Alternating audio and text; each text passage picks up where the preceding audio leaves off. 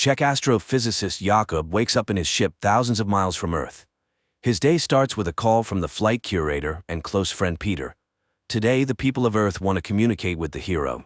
The head of the Czech space program, Tuma, greets the brave pilot as he has been on a solo flight for 189 days already. The thing is, for 4 years, a mysterious cosmic phenomenon, which has been named Chopra's cloud, has been observed from Earth. To study its origin and composition, Jakob was sent to Jupiter. In just a few days, he will be able to take samples, which may help unravel the mysteries of the universe. The captain is asked questions, and suddenly a girl sympathizes with him, as he is the loneliest person in the universe. But Jakob assures her that it is not so. Yes, he is 500 million kilometers away from Earth, but nearly half the distance has been covered and he will soon return home. Moreover, his beloved wife Lenka constantly supports him, with whom he is in direct contact through the latest quantum communication system, which is faster than the speed of light. So Jakob does not suffer from loneliness. TV takes a commercial break where a cheerful Jakob praises the products of a generous sponsor. But the astronaut immediately frowns, and it becomes clear that he is a tired man who has not slept for a long time. Meanwhile, on Earth, Lenka records a message to her husband, apologizing for leaving him because she is not needed by him. But the flight curator stops the file from being sent and passes it to Tuma. On the ship, Jakob repairs the toilet again, grumbling at Peter. But the latter is more concerned about the malfunctioning cameras. He also notices the astronaut's tired look and advises him to get some sleep. Jakob asks to contact Lenka because she somehow does not respond to his calls, and he promises to find out the reason. The man begins training when Tuma reviews his wife's message. The woman sincerely worries for the family and does not intend to pass this message to Jakob. Lenka is packing her things at this time and does not respond to her husband's messages. Distressed, Jakob drowns his sorrows in sweets and tries to sleep, watching the approaching Chopra's cloud. At night, noises from the malfunctioning toilet keep him from sleeping. He gets up unrested and even more tired, and looking at himself in the mirror, suddenly notices strange movement under his skin and tentacles protrude from his mouth. Jakob is horrified, trying to pull something out of himself and wakes up. He starts the day on the treadmill, then prepares to equip the apparatus for sample collection.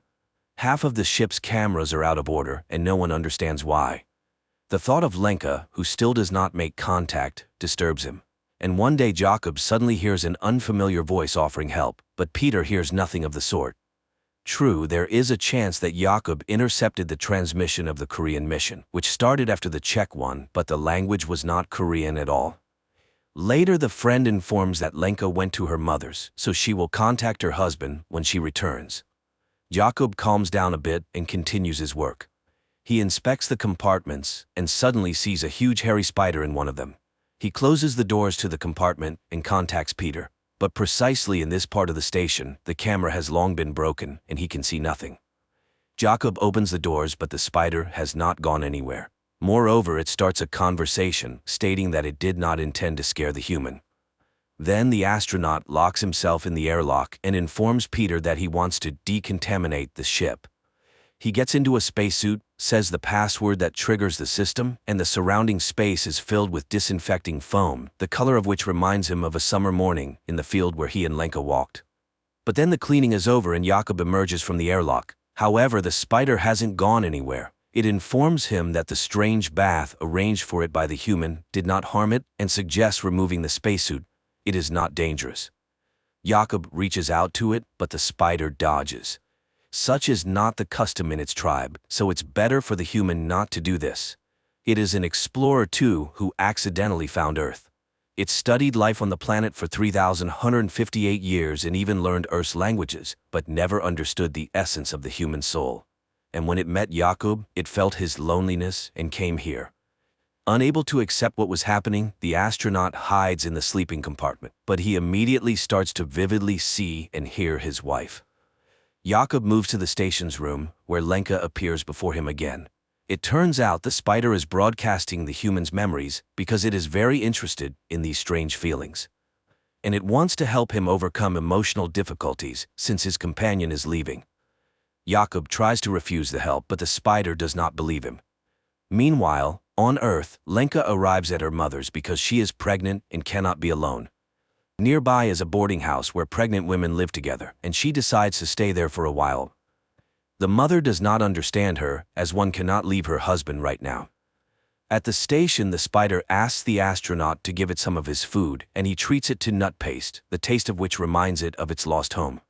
Its planet was destroyed by an enemy attack, and it fled and wandered through space for a long time. At this time on Earth, Tuma goes to Lenka. The woman is convinced that the wife cannot leave her husband right now. After all, she knew he was a very peculiar person.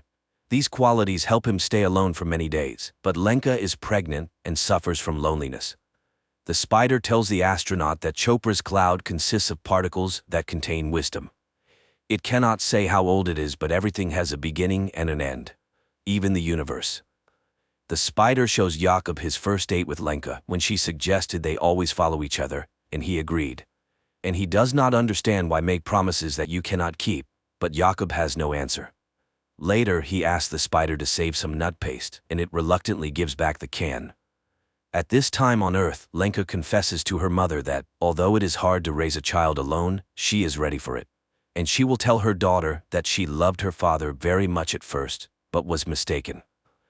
And at the station, Jakob suddenly wonders about the spider's name and suggests naming the creature Hanus. His father told him about a master who lived in ancient times, who created astronomical clocks, for which the king ordered him to be blinded. The spider agrees to accept this name. Later, the astronaut plays music from the opera Mermaid and explains what it is. The spider immediately demonstrates his date with his wife when she appeared before him in a naiad costume, but the man does not want to remember this.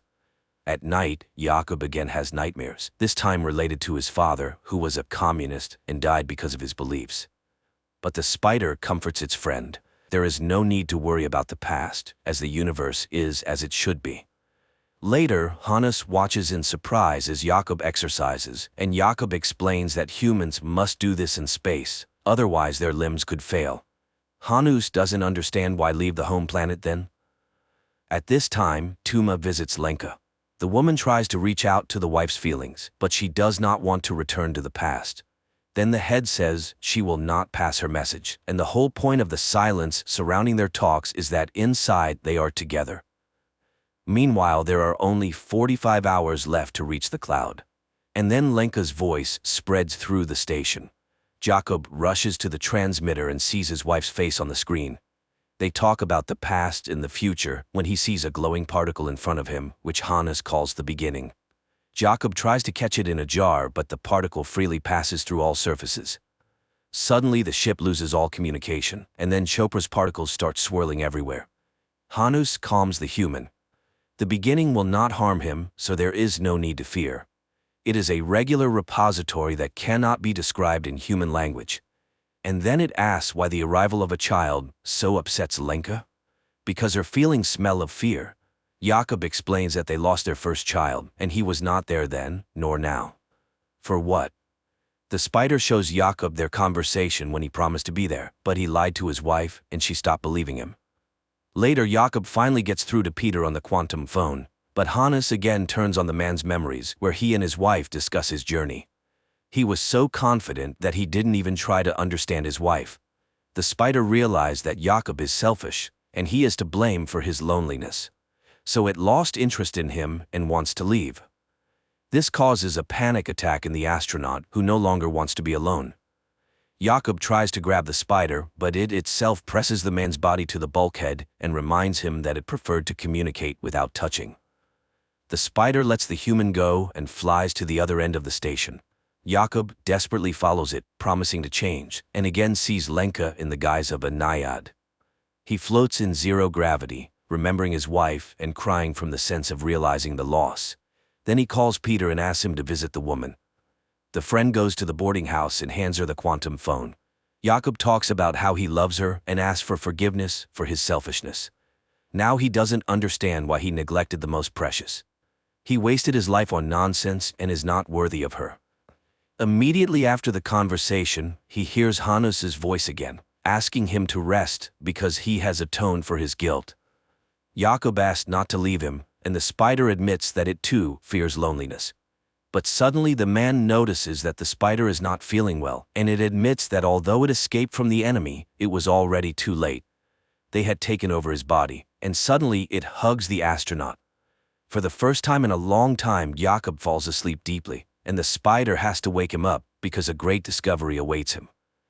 It even brings him a tube of hot coffee to bed, after which the astronaut makes the final preparations. He contacts the Czech Space Authority and reports that his mission is dedicated to all the people of Earth, but especially to Lenka. Afterward, he reduces speed and begins collecting samples using special equipment. But then the spider becomes very ill. Jakob abandons his task and tries to help his friend. The equipment gives an error, and Earth commands to cancel the sample collection. But Jakob hears nothing because he sees Hanus in open space. The ship's systems fail one after another, and the control center orders to end the mission and return. But Jakob puts on a spacesuit, takes a bomb, and goes outside. Peter can't understand what's happening and pleads with his friend to return to the ship. However, using the explosion to catch up with the spider, Jakob holds it. Hanus thanks him, but it's all in vain. Soon the enemies will consume him, and Jakob, looking at the surrounding space, remembers the day he almost drowned. Then his father saved him, and now he forgives all his father's sins, and forgives himself. Hanus pulls him to the center of the cloud, where everything is gathered, the beginning and the end, the fluctuation of all times, his past and future, him, his Lenka, and his father. Every promise and punishment, everything is unchangeable and impermanent, but such is the truth of nature. The universe is as it should be. Before the man, Lenka appears again, and Jakob admits that their meeting is a miracle. Just like the meeting with the spider. Jakob hands his friend a can of nut paste he saved for him. The latter thanks him and asks to listen to the silence, after which it disintegrates into millions of particles, consumed by worm-like creatures that destroyed his race. And Lenka on Earth suddenly sees a glowing purple particle in the grass. Night turns into day. Jakob in a spacesuit wades through a transparent stream, above which, on a log, sits Lenka in a mermaid costume asking him to kiss her. Her face becomes the last thing he sees, at least for a moment, because at that time, he sees the lights of a South Korean ship which saves Jakob.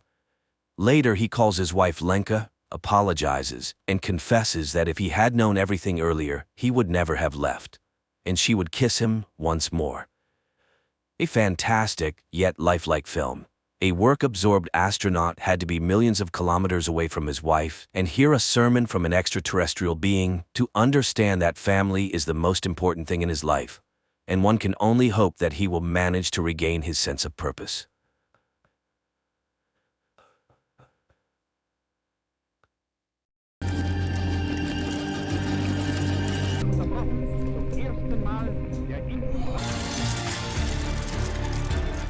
The movie begins in Leningrad in 1940.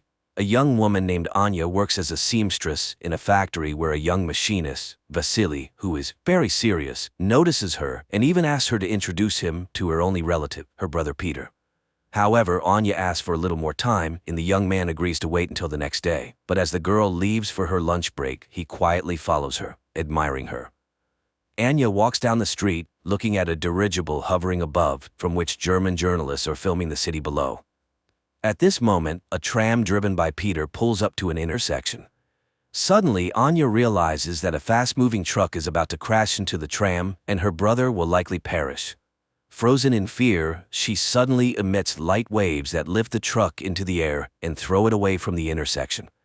The tram's windows shatter, injuring people, but a major accident is averted. This entire incident is captured on film by the journalists in the dirigible. As the shocked people try to recover, Peter jumps out of the tram, grabs Anya, and quickly takes her away. The girl regains consciousness in their shared room. Peter packs their belongings, urging his sister to flee Leningrad, although she is reluctant since they have already had to move several times due to her supernatural abilities manifesting at the most inappropriate times and attracting the attention of the authorities. Peter asks her to control her powers, but Anya is unable to master them as they are beyond her control. At that moment, representatives of the People's Commissariat for Internal Affairs burst into the room and arrest the siblings. An investigator named Ivan arrives at the scene. He interviews the victims, and one of the women recalls the strange girl standing at the crossroad. Back at the office, Ivan begins interrogating Anya, but she cannot provide any concrete information. She insists it was just an unfortunate accident, and then Ivan shows her photos from their previous residences where strange incidents and destruction occurred, prompting the siblings to move hastily. The investigator is willing to believe she is not a criminal, especially since he has also witnessed something very strange in his life. However, Ivan is unable to elaborate as his superior, Petrov, who turns out to be his father-in-law, takes Anya and leads her to the secret facilities managed by Professor Ilinsky. The scientist welcomes the girl, explaining that she is special and now they will study her abilities. However, Anya refuses to cooperate until she sees her brother, and Ilinsky promises to arrange a meeting for them. Meanwhile, Ivan cannot calm down, although Petrov, who is also his father-in-law, demands he forget the incident and focus on other matters. He had already barely managed to suppress his absurd report about an incident in Madrid. Returning home, Ivan tries to tell everything to his wife Vera, but she asks him to take a vacation and forget everything that happened. The action shifts to 1936. A group of Soviet soldiers, including Ivan, engages in battle with Spanish fascists in Madrid. Suddenly, a man in a strict coat and hat, wearing a strange mask, appears before them. Looking at the soldiers, he utters something incomprehensible, after which Ivan's comrades start shooting themselves one by one. Only Ivan finds the strength to shoot at the man in the mask. The man quickly disappears, leaving Ivan amidst his fallen comrades. The year is 1940. A man in a mask named Neumann and his assistant Katerina arrive in Munich, where the woman meets a Jewish boy named Baruch on the street, who plays chess brilliantly. She offers him a ride with them, noting he can always leave if he does not like their school. An orphan agrees and gets into the car, where Neumann utters several hissing words, causing Baruch to fall asleep instantly. Neumann agrees that the boy is brilliant, but by no means possesses superpowers. However, Katerina is determined to help the boy. Meanwhile, in Moscow, Professor Ilinsky leads Anya to the laboratory where she will be studied, and fulfilling his promise, brings her to a cell to see her brother. Peter again asks her not to show her abilities, and she promises to write to him. Baruch is brought to an ancient castle owned by Neumann. The boy is laid in a hammock in a hall inhabited by many other teenagers, but when the adults leave, he wakes up and is frightened by the dark silhouettes surrounding him. Back in Moscow, Professor Ilinsky leads Anya to a separate room, more like a cell, and locks her in there. He then reports to Petrov that he has never seen anything like it. The girl is a scientific discovery, a unique case, to which the chief objects. She is a new weapon. Later, Anya is subjected to various tests, but she shows nothing special. Ivan cannot forget the incident, studying everything related to the strange explosion. The video footage of the accident also reaches Neumann, and he decides to fly to the USSR. There, the man is taken to meet with Professor Ilinsky. Neumann introduces himself as a worker from the Ahnenerbe organization and immediately determines that the professor is terminally ill. He offers to ease his pain if the professor allows him to speak with Anya. Ilinsky does not believe in his abilities, but Neumann utters something, and glowing waves emanate from him, enveloping the professor, causing him to lose consciousness. Taking advantage of this, Neumann searches his desk and takes some papers. Soon, Ilinsky regains consciousness, but strangely feels no pain. He agrees to arrange a meeting with Anya and leads the German to the laboratory. Neumann approaches the girl and secretly shows her an execution order for her brother. Then waves of unprecedented force begin to emanate from the girl, literally blowing up the entire laboratory. Neumann grabs her and escapes. Ivan sees from the window a man in a hat whom he immediately recognizes and runs to the laboratory where explosions are heard. But Neumann and the girl are nowhere to be found. The narrative shifts to 1924. In a remote Karelian village, a woman lives with two children, Peter and Anya. One day they go with the village boys into the forest. Suddenly a pack of wolves leaps out at the children. The children freeze in fear, but waves emanate from Anya, scattering the beasts. When the men arrive at the clearing, they find the girl dead. 1940. Petrov enters the devastated laboratory, where people connected by tubes into a single organism and marked with the letter M lie in chairs. At first glance, this structure was not damaged by the explosion, as the injured Ilinsky lying nearby confirms. The professor reports that Anya caused all this and refuses to continue the experiments. Then, Petrov shoots him. Afterward, he goes to Ilinsky's colleague, who everyone simply calls Professor Lyubov. Petrov asks her to activate the M Squad. Learning about the professor's death, the woman refuses to help Petrov, but he reminds her of her family, and Lyubov reluctantly agrees. On the train, a customs officer searches Newman's compartment and finds an iron sarcophagus with Anya inside. Unsure of what to do, he goes for help. Meanwhile, Anya envisions her own funeral following the incident with the wolves. Frightened, she comes to, and Newman informs her that he is saving her. Anya tries to run, but the customs officers, who decided to detain the strange German, stop her. However, he utters something, and the military personnel bring their pistols to their own heads. Neumann and Anya leave. At the same time in Moscow, Petrov reports to his colleagues that a member of the Ahnenerbe, which translates to ancestral heritage, Neumann has stolen a valuable exhibit from the USSR, the girl Anya. A squad has already been formed to pursue the German and will depart in a matter of days. Learning of this, Ivan requests to be included, but Petrov, feeling sorry for his daughter, refuses to do so. Neumann leads Anya to a spot where Katerina's car is waiting, and she drives the pair to the castle. It is apparent that the woman does not like Neumann's new toy, but he immediately says that Anya is just like him. At the castle, they are greeted by children whom Neumann calls his army. Anya is escorted to her room, and Newman finds a guest in his office, Admiral Canaris, who is very interested in the scientist's research. But today he has come to express his displeasure with Neumann's sabotage in the USSR, as it could start a war. Newman reassures him and invites him to a formal dinner. Meanwhile, Anya is startled by a sound and sees Baruch in her room, trying to open her window to escape the castle. But Katerina and Newman appear and stop him. While Katerina takes the boy away, Newman tries to convince Anya that the castle is a paradise, and no one wants to leave of their own volition. Katerina brings Baruch to a bedroom, reminding him that he must speak only German and not tell anyone his real name if he wants to live. But when she leaves, the other teenagers attack him. In Moscow, Ivan asks his wife to help him get enrolled in the squad, after which he goes to Professor Lyubov. He is interested in whether hypnosis can make a person do what another wants. The professor asks him not to travel to Germany, but he is determined to find the man in the mask. In the castle, Anya finds Baruch hanging. The boy tries to explain that the others hate him and beat him, therefore he wants to run away. But Anya admits that it was the same for her until she became strong, and he can too. Later they find Neumann in the park, who promises Anya he will teach her to control her power. He explains that he inherited the castle from the person who adopted him, and now it serves as a refuge. He has set up Anya's room according to her taste and hopes she will like it here. Grateful, Anya sits down at the sewing machine, unexpectedly remembering how the villagers burned their house, calling her a witch. Then her brother saved her, though their mother died in the fire. Back in Moscow, Petrov enrolls Ivan in the squad and asks the commander to ensure that he does not return. Leningrad, 1937. Returning from Madrid, Ivan writes in his report everything he witnessed, but Petrov does not believe him, noting that if the soldiers shot themselves, they could be declared deserters. Tired of trying to convince the young man, Petrov takes him to Professor Lyubov. 1940.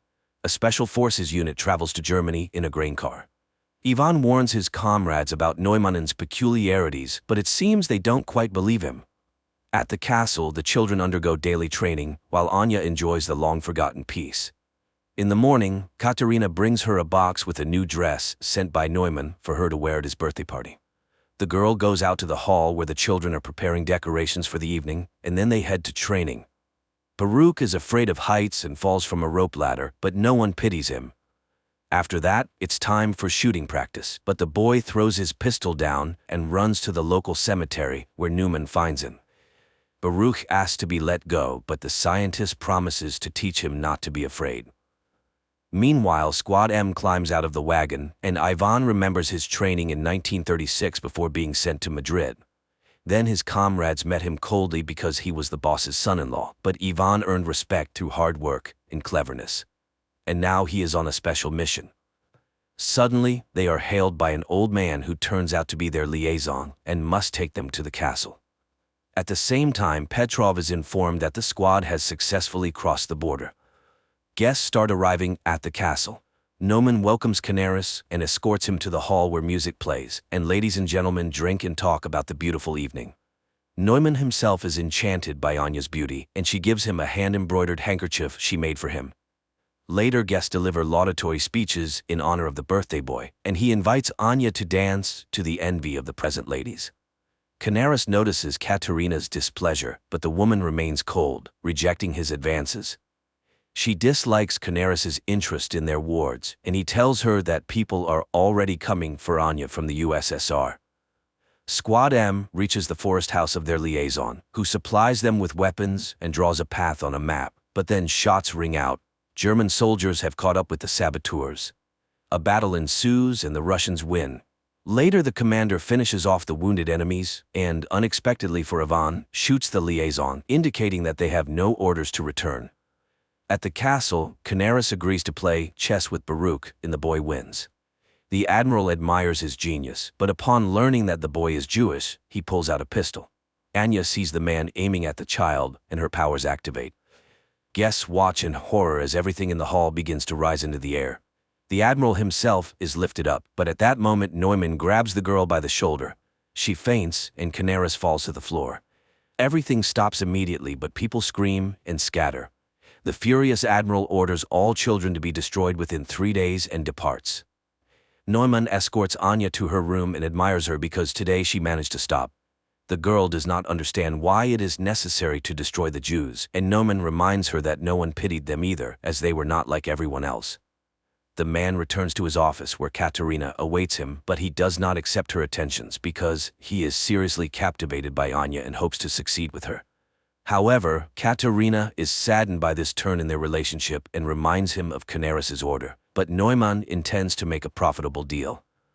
The action shifts to Neumann's childhood when children laughed at him and drove him away.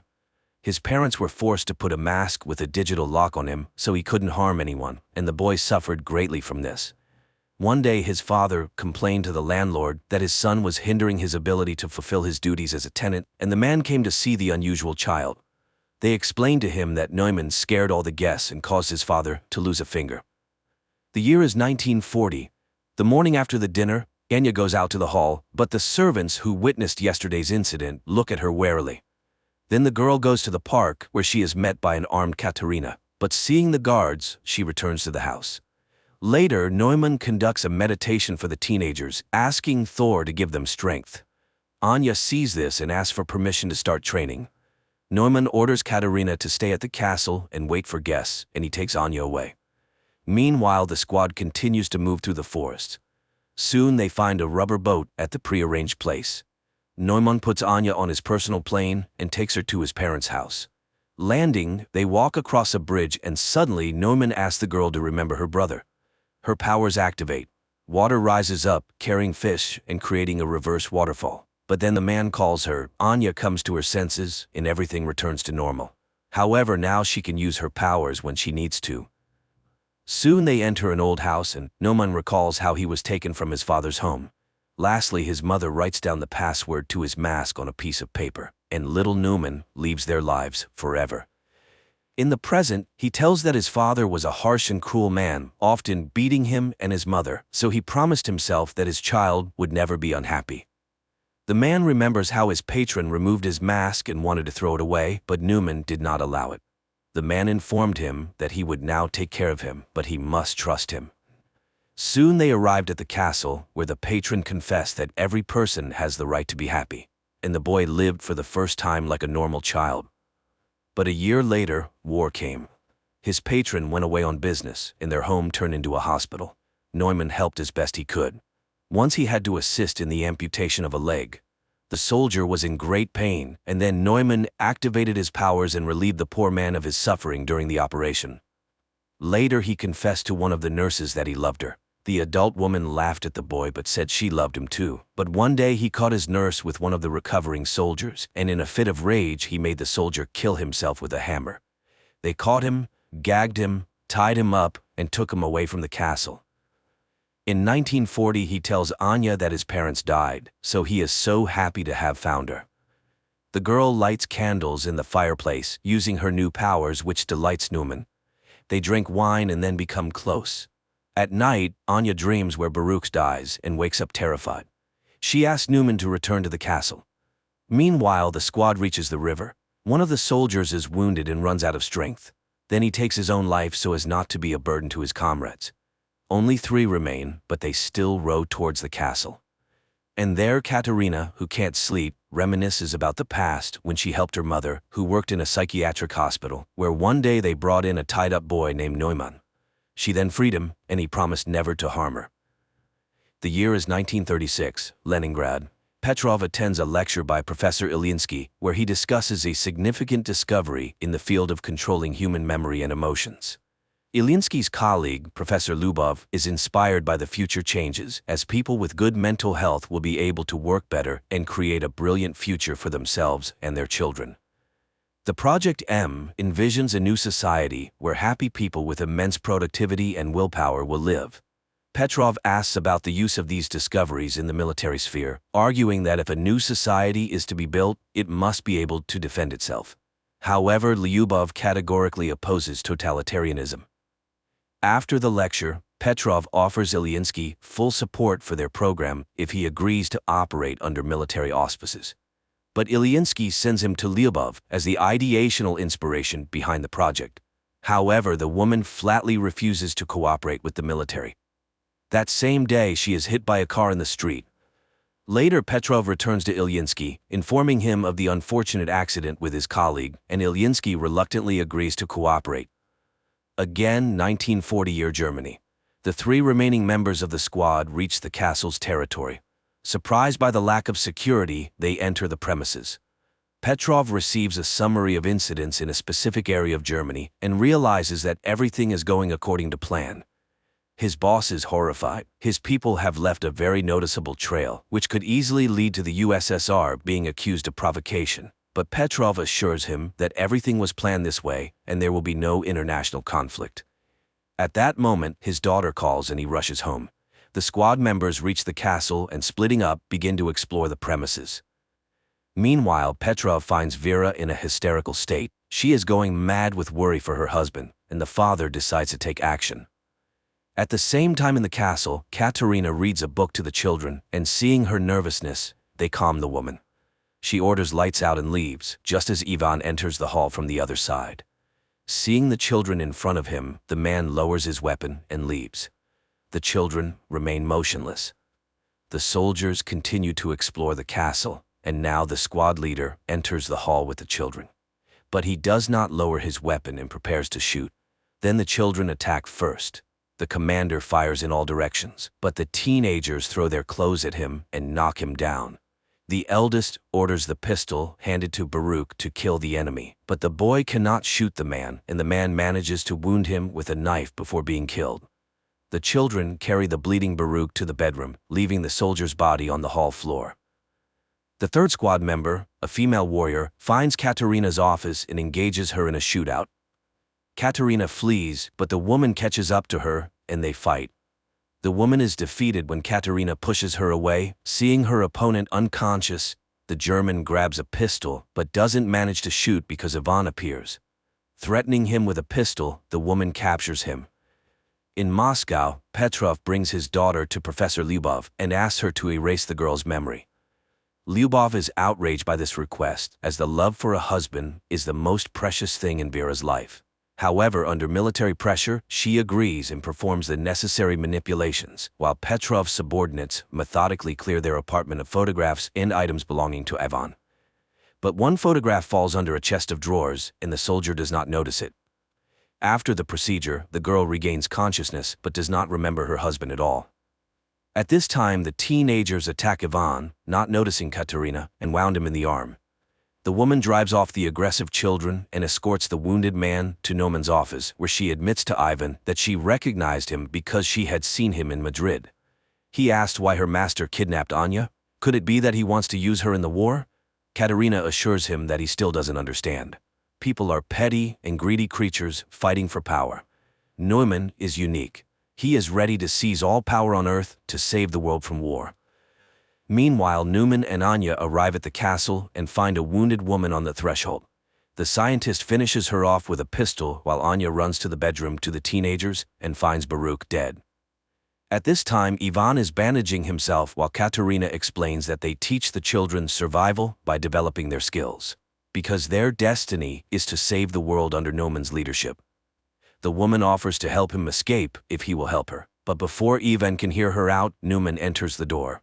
The Russian immediately picks up a pistol and takes the woman hostage. However, the German informs him that he does not care about her fate, which visibly upsets her. At that moment, Anya runs into the office and uses her power to knock Ivan off his feet. But when she recognizes the man, Neumann quickly takes her away, leaving the Russian with Katerina. In Moscow, Professor Lyubov mourns Ilyinsky when Petrov brings her folders with the names of the condemned, whom she can save by including them in Squad M. She remembers how after the accident, Ilyinsky came to her in the hospital. The man was shocked to learn that she had been mutilated by the military, but he was frightened and could not refuse to cooperate. Now the woman is alone and forced to make difficult decisions. She takes out a vial of M activator and recalls Ivan's story about the man in the mask. After his return from Madrid, she worked with his memory, suggesting removing the traumatic memories of his comrades' deaths. But Ivan refused to erase his life. And now the young man is chained in a cell in the castle of the man in the mask.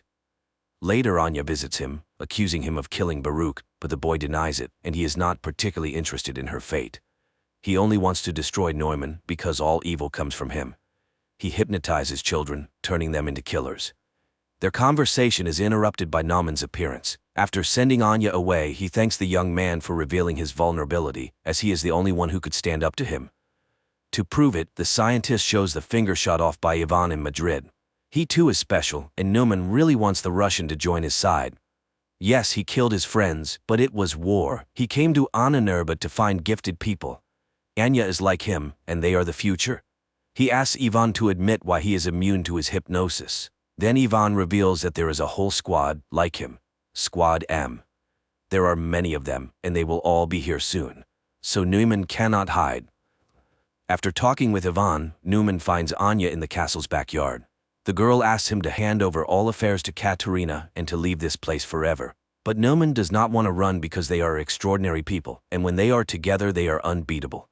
He asks for her help in defending their new home. Later, he thanks Katerina for managing the situation and confesses that he is glad she was not hurt during the Russian raid. Meanwhile, Anya remembers how in Moscow she wrote letters to her brother while locked up in the laboratory.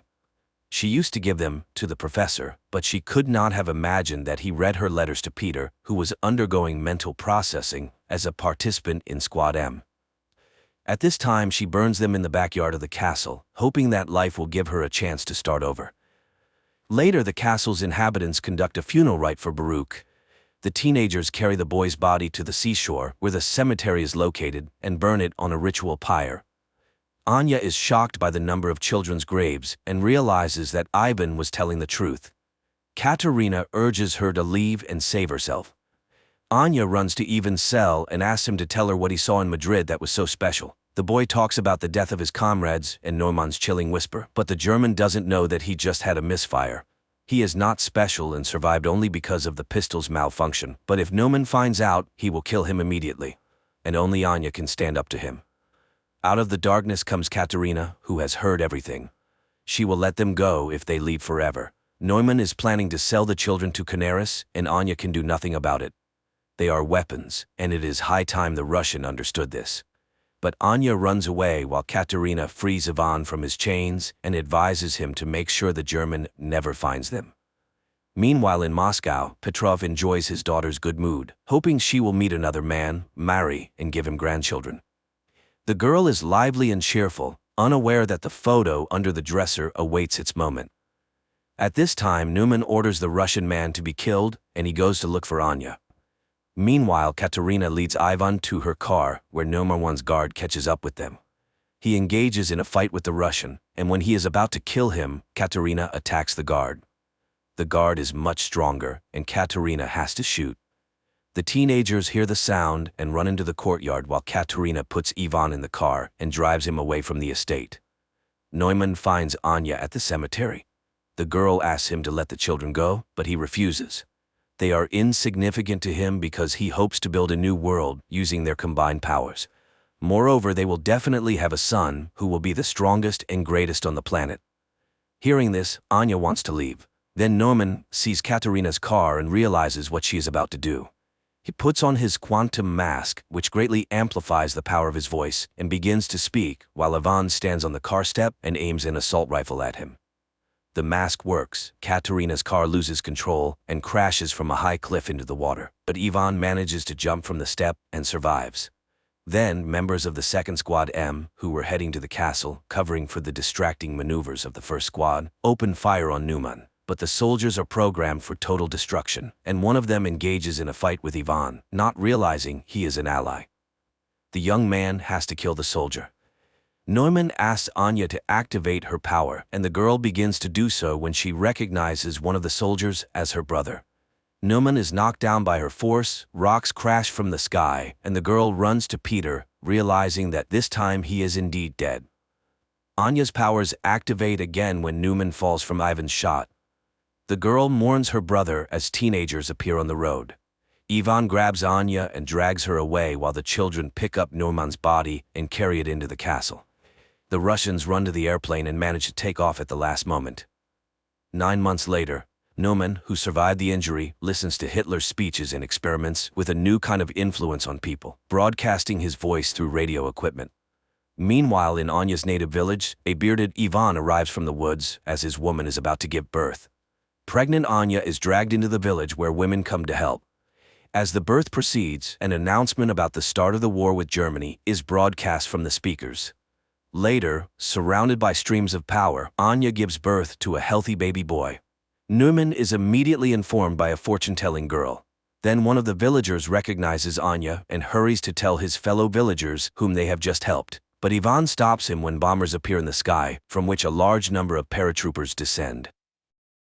In the Middle East, a man appears who calls himself the Messiah and gathers crowds of believers in the new Advent. Is he sent by God, or is he a dangerous fraud seeking to disrupt the world's geopolitical order? The story is told through the eyes of people from vastly different backgrounds surrounding the enigmatic man. For 85 days, enemies have besieged Damascus, where a humanitarian catastrophe is growing. There is no food or water, and many people are dying in the shelling. And one day, 2 teenagers, Jabril and Samir, who have lost their families, see a man in yellow clothes on the street, urging people not to worry about the city's fall because God has predetermined that it will not happen. Salvation in the form of a sandstorm is approaching, and people run under the onslaught of the elements while the preacher does not leave and repeats that salvation is already close. The sandstorm breaks the supply chains of the enemy troops and they retreat, and the city is saved. FBI agent Eva Geller watches the broadcast of everything that happened, paying attention to the strange man whom people call Al-Masih, and learns that he is leading hundreds of his followers into the desert. At night, the men talk about faith and religion around the fire. Al-Masih asks questions and is strict with those who do not want to think about his questions. Now all of humanity is on the brink, and for people to survive, they must cling to him. After this conversation, the man walks away from the people and stands for a long time looking at the sky, giving the impression that he's talking to God. The teenagers who came with him from Damascus remember how he preached while they hid in the basement, and suddenly Al-Masih calls one of them, Jabril, and tells him that each soul has its own star. He saw light in the boy, and soon Allah will lay a mission on him. Meanwhile, Eva is trying to find out which officers know something about the new Messiah and begins gathering information. Soon she learns that after walking 65 kilometers through the sands, the people reached the borders of Israel and stopped at the fence. Half of the followers believe that Al-Masih has led them to flight, but he orders them to gather all their weapons and bury them. He himself passes through the barbed wire fence, where he is arrested by Israel's border service. An agent from Israel's internal security agency, Aviram Dahan, is called in to interrogate him. However, the detained man refuses to reveal his real name, calling himself a messenger, and impresses the agent by calling him by name and revealing unexpected details from the agent's life that no one except the agent himself could know. Aviram is particularly touched by the incident with the boy that the Messiah reminds him of. Dahan completes the interrogation and leaves the room, destroying the video recording of the interrogation. He then goes to his partner to find out if he has told anyone about what happened in the desert, but his partner remains silent about it. As Aviram gets into his car, he suddenly sees a man with a bag over his head on the back seat, but realizes that it is a flashback to a tragedy from long ago. Early in the morning, the agent returns to work and is surprised to discover that Al-Masih has escaped from custody. Meanwhile, in the small American town of Dili, local preacher Felix Aguero greets his congregation, while the FBI decides to assist Israeli authorities in finding Al-Masih and discovering who he really is. This is why Eva Geller flies to Israel, and her insistence Aviram is summoned to the office, but he cannot explain why he deleted the video recording. He behaves provocatively, not understanding why he should be accountable to the American woman. Meanwhile, an international conflict is brewing in the world as people who were led by the Messiah to the border of Israel are starving. Even after hearing about his escape, they decide to stay because they believe in his return. One day, volunteers bring food and water, and the Messiah's followers notice that the police are looking for someone in the crowd. They realize that Al-Masih has escaped, which causes unprecedented rejoicing. At the same time, Al-Masih delivers a sermon on the Temple Mount, using apocalyptic phrases about the end of history and calling on those who are willing to go to God's judgment to step forward. A young boy comes forward, but the sermon is interrupted by the Israeli police who try to arrest the Messiah. The operation fails due to a shot that hits the child who has come out. The people start screaming, driving away the invaders. But then Al-Masih lays his hands on the boy, who then stands up unharmed, showing the bloody bullet to the public. The people consider this a miracle while Al-Masih disappears into the crowd. Eva hears the news on the radio and asks to be taken to the scene of the incident. Meanwhile, Muslims also discuss the Messiah's sermon and are quite unhappy with his interpretation of Allah's teachings. The people in the camp cannot understand why their newly found Jesus has abandoned them. And Eva notices the surveillance, and her pursuer turns out to be Aviram, who wants to know why she's meddling in something that's not her business. But Eva is not going to back down. She studies the recordings from the CCTV cameras and notices the strange disappearance of the Messiah. And it's still unclear who fired the shot. She tries to find the injured boy, while in Jerusalem the electricity is shut off to quell the unrest. The agents arrive at the boy's address, but it turns out that his family has left, scared of the crowd's interest. Reports of the incident on the Temple Mount are being shown around the world, and one of them is seen by Father Felix, while his daughter Rebecca dreams of running away from home. Meanwhile, Jabril sees a flickering light at the fence and goes there, while Eva finds Al-Masih in a photo from Jordan. Palestinian girls bring food for the hungry and promise to help people. Jabril goes to get assistance when a man who appears hits him on the head and takes him away from the fence. That same night, the pastor's daughter Rebecca runs away from home, while her disillusioned father decides to burn down his church. The man takes a canister of gasoline and a lighter and heads towards the building. At that moment, a message about an approaching tornado comes to his phone, which was left at home, and the pastor's wife goes to find him. Sirens begin to sound in the town, and the residents hurry to the only shelter, the church, as the tornado begins its deadly circle. Father Felix calls his daughter, hoping she's nearby, and suddenly sees the motionless figure of Al-Masih nearby. Later on, a video of Rebecca's rescue appears in social media, which is intercepted by CIA agents and blocked from spreading. But how did the Messiah end up in America? Soon, Federal Agent Will arrives at the scene. The man is shaken by the sight of the completely destroyed town, where only one building, the church, survived, and where Al-Masih is currently located, explaining to the astonished priest that he came here by God's will. Felix is shaken because he was planning to burn down the building that ended up saving everyone's lives. At that moment, Agent Will enters and arrests the Messiah. The priest swears to get Al-Masih out of jail, while Aviram interrogates Jabril in the hopes of finding out the Messiah's whereabouts. But the boy does not know. The agent wants to understand why people follow the men unknown to anyone and promises to prove that there is no God. Meanwhile, Felix turns to a lawyer from the American Civil Liberties Union for help because everything that happened was not a mere coincidence. And Eva arrives in Texas to question Al-Masih, but his lawyer manages to obtain a ban on the meeting. The situation worsens when one of the videos about what happened in the town circumvents their social media block and reaches the mass media. Al-Masih's lawyer tells him that while the charge of illegal entry into the United States is likely to be upheld in court, she can get him out of the federal immigration detention center where he's being held. When the lawyer leaves the detention center, Agent Will informs Eva of this and she rushes to see him. However, during their conversation, Al-Masih turns the situation around in his favor again by showing that he knows her name and sympathizes with her losses, as her mother and husband have passed away. He realizes his responsibility for those who followed him and is willing to help all who are suffering, including her, but Eva doesn't believe his sincerity and runs away, failing to notice the recording device under the table. Returning to her hotel room, Eva talks to her boss, who informs her that Israel is demanding Al-Masih extradition and the state prosecutor will seek permission for it. Later, Al-Masih is taken to court where he is charged, which he admits to, and requests asylum. Eva goes to the lawyer, trying to convince her to stop fighting for the man's release to prevent his extradition.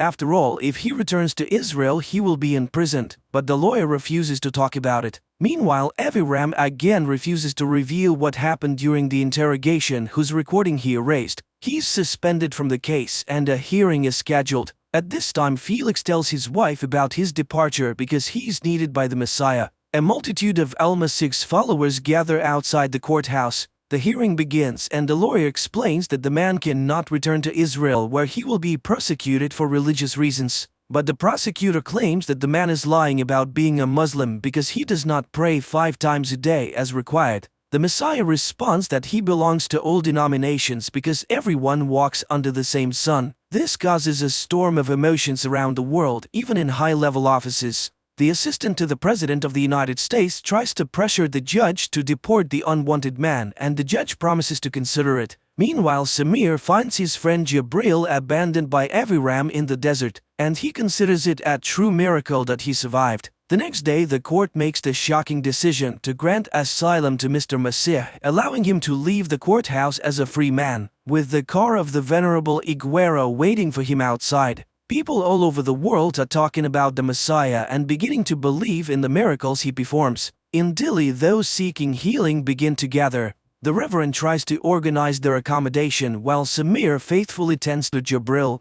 The Messiah brought by the pastor settles in isolation from people in a small tent where only Felix has access. One day, the preacher dares to ask Al-Masih about his future plans, and he says he does not know what will happen next. After all, Felix brought him here, and this instills despair in the preacher's soul. He thought that the Messiah was acting according to a preconceived plan. That same evening, Agent Will comes to Eva and shows her a recording of a conversation with Al-Masih. Then he shows her a book by one of the radicals, Wallace, about cultural terrorism, in which the words of the Messiah are repeated verbatim. It turns out that Al-Masih is acting according to this scenario, the goal of which is the destruction of the existing order. Meanwhile, things are going badly for the refugees who remain at the Israeli border without water and food, and soon Samir begins to wonder where Jabril's strong faith comes from. He calls his friend crazy for refusing medical help as his injuries could be fatal, and accuses him of an abnormal love for the Messiah.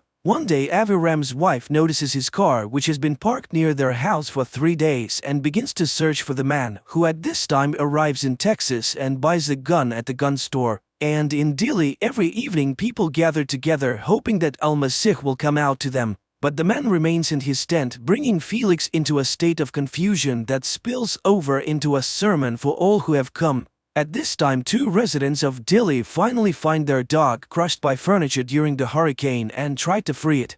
Al-Masih comes out of his tent just as armed Aviram approaches it. The Messiah calmly looks into the eyes of his killer, and Aviram lowers his gun and looks at the departing man's back. The people notice the Messiah, who is walking towards the house where the man decides to shoot the poor dog as it is suffering greatly. The boy asks Al-Masih to save his dog, but he takes a gun and shoots the dog, causing the boy's anger and pain, and then he leaves the town. At this time, Eva catches up with Aviram and he confesses that he wanted to kill the Messiah, who at that time calls pastor's daughter Rebecca to come with him. Meanwhile, the refugees decide that the Messiah has abandoned them and they decide to return to the city, but Jabril stays behind. In the morning, the young man dreams of his deceased mother, who turns into the Messiah and reaches out to him. At the same time, the Texas police ask the pilgrims not to come to Dili as the city is completely destroyed. Dissatisfied, the people are ready to expel Al-Masih and Father Felix. They write protest messages about the false prophet on the church walls. Meanwhile, Eva learns the true name of the Messiah, Payam Gul-Shari, and he has a brother who works at the university.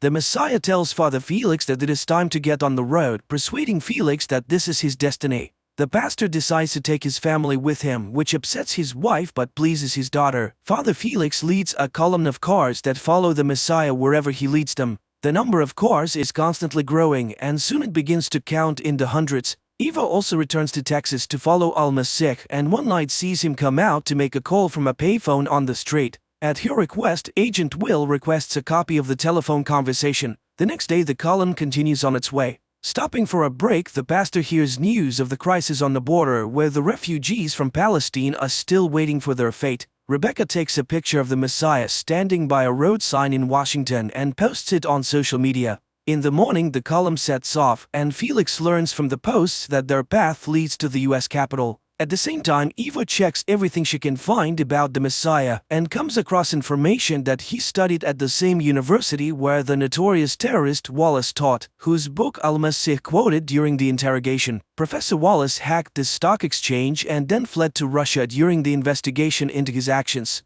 This means that the case of the alleged attack is completely within Eva's jurisdiction. The huge column arrives in Washington, and Al-Masih goes to the Lincoln Memorial, while Jabril has a vision of his late mother and Al-Masih. The Messiah speaks about the unity of people in the world around them, and Jabril suddenly stands up as if hearing his speech. Al-Masih asks to look at himself and his neighbors. Jabril strips naked. The Messiah stands before the nation and looks at them so that they finally look at him. It's too late to kneel, time is up.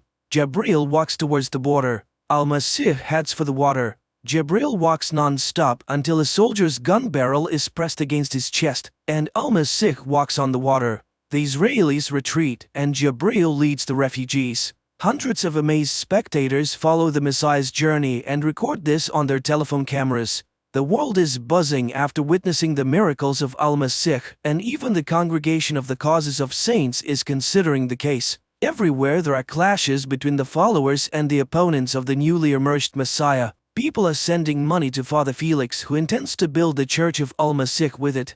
Meanwhile, Jabril arrives in Western Jordan, where he is welcomed as a liberator. The refugees are brought to a secluded house where they will be given food and shelter. But Jabril is separated from the others as he openly declares his allegiance to Al-Masih. Meanwhile, Eva reports her findings to his superiors. The Messiah has a fairly long trail of connections to banned organizations and, most importantly, to Wallace, who is now hiding in Moscow. Senior officials in the U.S. government are concerned about the popularity of Al-Masih, so the head of the White House staff demands that the CIA do everything possible to discredit him. But Eva reminds them, this is not just terrorism, this is a new level of destabilizing society. Meanwhile, the society is discussing the Messiah with ever-increasing fervor. People are divided into those who unquestionably believe in him and those who consider him a false prophet. Felix preaches on behalf of Al-Masih and reminds people of the importance of faith. The Lord has chosen them specifically, and it is important to understand why.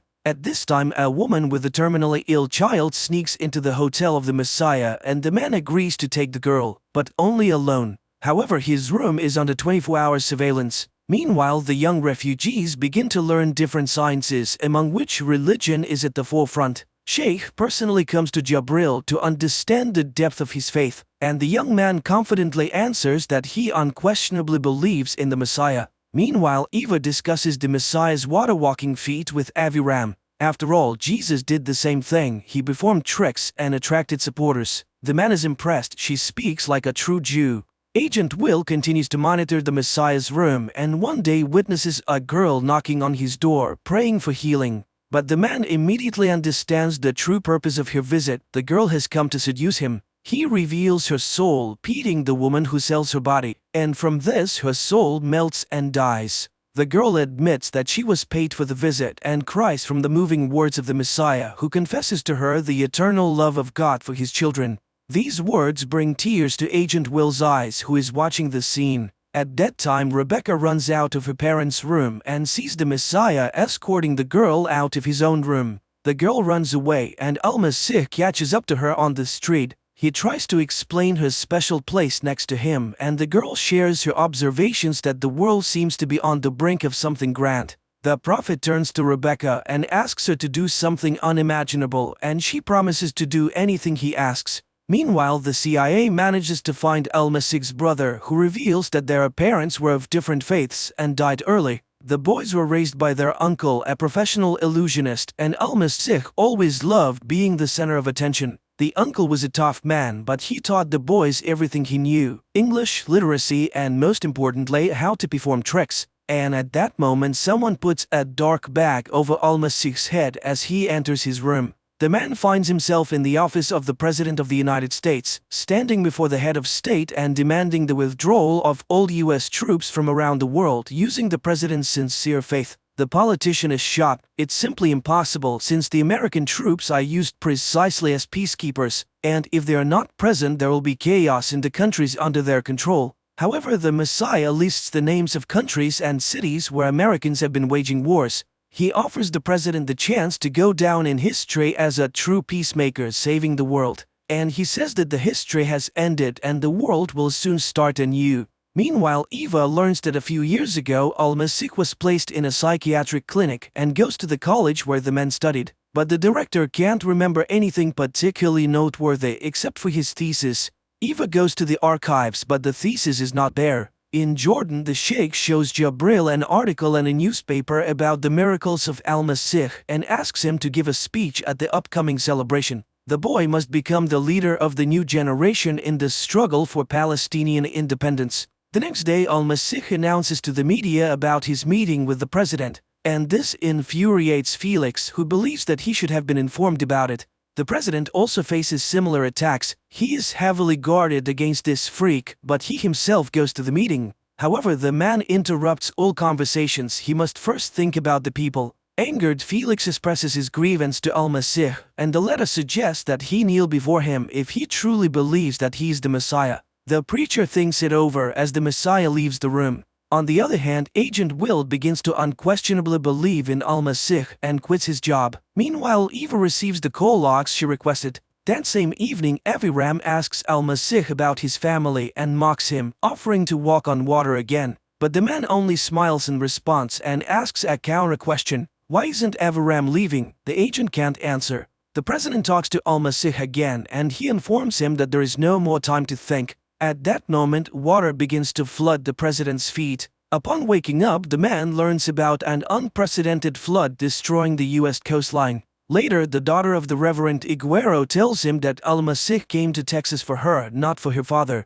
Meanwhile, in Jerusalem, a guard confesses that he was the one who freed the Messiah from prison, not Aviram Dahan. That same night, the girl hired by the president's assistant to compromise Al-Masih returns all the money she received for it. She doesn't care whether he's real or not. What matters to her is that he's a very good person. Meanwhile, the president flies over the affected areas and, in addition to providing material assistance, urges people to pray and hope for the help of the Lord. At the same time, the pastor's wife asks Al-Masih why he chose their family. He says that faith can be found everywhere, and he wants the same thing that the Lord wants: the flood. Meanwhile, in Jordan, the Sheikh is teaching Jabril about the speeches and Palestine's independence. It's very difficult for the illiterate boy to remember unfamiliar words, but the Sheikh is insistent. His friends are also being heavily influenced at this time, with religious ideas being drilled into their heads. Meanwhile, Reverend Felix asks a famous showman to include Al-Masih in his program. After all, it's a chance to speak to the multimillion audience. Eva checks all the numbers on the list and finds one that Al-Masih calls frequently and talks to the caller for quite some time. Meanwhile, the President of the United States is informed of the buildup of Russian troops on the border with Latvia and is demanded to make a tough decision. On that day, Eva finds Al-Masih to tell him that she knows about his diagnosis, Messiah complex, given to him in the psychiatric clinic, and about his uncle, the magician. She thinks someone is using him and promises to find and arrest the puppeteer. And he confirms that he knows Wallace, who is still his friend despite being accused of terrorism. After that, Felix tells Al-Masih about the invitation to television and he agrees, but only if the Reverend brings his daughter with him. In the evening, Eva talks to her father and is amazed to learn that her own father believes that Al-Masih is the Messiah of the end of times. Meanwhile, it turns out that the complex in the Badia is a terrorist training camp, and Samira is being prepared for the role of a suicide bomber. Meanwhile, Eva decides to act on her own and dials the number that Al-Masih constantly calls. She hears Wallace's voice in response. So his theories about Al-Masih's connection to the terrorist are confirmed, but during the conversation the man refutes all her conclusions. It's a pity, but she doesn't understand what's going on. And of the two of them, he is not the most dangerous one. The woman flips to his book again, reads the dedication on the title page and has an epiphany. Meanwhile, the president requests an analysis of full withdrawal of American troops from Eastern Europe. Eva goes to her boss. Wallace's book is the work of Al-Masih, so it's actually the opposite. The recognized terrorist is a disciple of the Messiah. In the meantime is the day of the television appearance. Al-Masih and Rebecca prepare for their performance. At the mosque, many believers come to listen to Jabril's first speech. The boy is very nervous, but the sheikh is nearby and guides him. The show host warms up the audience before the Messiah's appearance on stage, while Samira is also being taken to the mosque. But just before going on stage, the Messiah leaves the studio and gets into a car, while Samira puts on the suicide bomber belt. The audience demands the Messiah's appearance and Rebecca takes the stage. Jabril starts his speech about the Messiah simultaneously with Rebecca, while Al-Masih is driving in Avram's car. The teenagers repeat his words to the audiences, "We are all one people." At that moment, Samir enters the mosque, shows the explosive device attached to his chest and raises the button. Looking into Jabril's eyes, he can't bring himself to press the button. However, Samir's mentor remotely activates the bomb vest. Rebecca suddenly loses consciousness in the studio. A powerful explosion rocks the mosque. The action moves back several years when Aviram and his partner kidnapped, interrogated and killed an underage son of one of those who had organized an explosion in which Aviram's mother died. But it turned out that the boy was not the man's son at all, and it is still haunting the agent. In the present, he himself is driving the Messiah to the airport to deliver him to Israel. After the mosque bombing, the victims are given help. Unconscious Jabril is carried out on a stretcher. The same thing happens to Rebecca. Meanwhile, Eva Gela learns that Al-Masih has been kidnapped. The CIA tracks the plane on which he's being taken, unaware that it was all done on the orders of the president's assistant. Rebecca wakes up and tells her father that the Messiah is gone, and he will not return. Jabril wakes up in the back of a truck and sees a dead man next to him. He squeezes his hand and the fingers twitch under his palm. Eva finds out that the plane with the Messiah has taken off from a government airfield, and her boss tries to pressure higher-ups to find out the plane's destination, threatening to tell the president about everything that has happened and thus driving the country's leader's assistant into a corner. At the same time, in the sky, Al-Masih talks to Aviram, persuading him to free his conscience because God still loves him, and that people always choose between good and evil, and the last thing he will see before he dies is the face of that boy. Meanwhile, the president's assistant decides to reveal Al-Masih's true name to the press and the folder with his dossier, highlighting his mental illness and the fact that he was raised by an illusionist. In the sky, the plane begins to experience severe turbulence. There is an explosion in the tail and Aviram sees the face of the deceased boy in front of him, whose face is being covered by the Messiah's hands. In the command center, Eva is informed that the plane's signals have disappeared from the radar. She realizes that a tragedy has occurred. On TV, news reports reveal the Messiah's real name and biography, causing confusion among Al-Masih's followers. After hearing everything, Felix leaves the hospital. Jabril also watches Messiah's brother talk about his ability to perform magic tricks. Eva accuses the president's assistant of destroying the diplomatic plane, but he warns her to watch her tongue. The woman is overwhelmed because the entire operation has collapsed and she cannot prove anything. Meanwhile, Father Felix arrives at his church and sets it on fire. He no longer believes in anything. Meanwhile, Aviram wakes up in the middle of blooming poppies and sees the Messiah above him. Then a local boy appears before him, offering him a flask of water and enthusiastically stating that the man has performed the miracle. He resurrected Aviram and another man. They both were unquestionably dead, with gray faces and flies crawling over them. Then he touched them and they came back to life. The agent watches in amazement as his partner bows to the perfectly unharmed Messiah standing in front of him. The film is a story about the coming of the Messiah, the prophet, in the modern world. It is an interesting and easy-to-understand film with deep thoughts expressed by Al-Masih in conversations with completely different people, ranging from an illiterate boy to the President of the United States. On the one hand, it is a weird combination, but on the other hand, it is quite understandable as the Messiah claims that we all walk under one sun.